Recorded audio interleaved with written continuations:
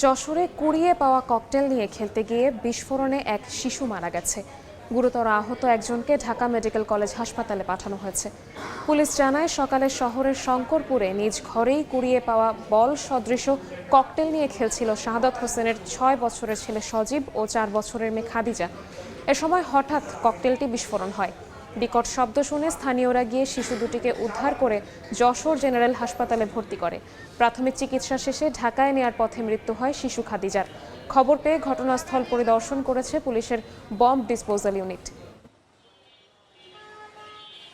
দুইজন ঘরের মধ্যে খেলা করতেছে, কি দেখি দেখি জোরে শব্দ হলো, দৌড়াই যে কেউ খুঁজে পাচ্ছি না, ঘর অন্ধকার।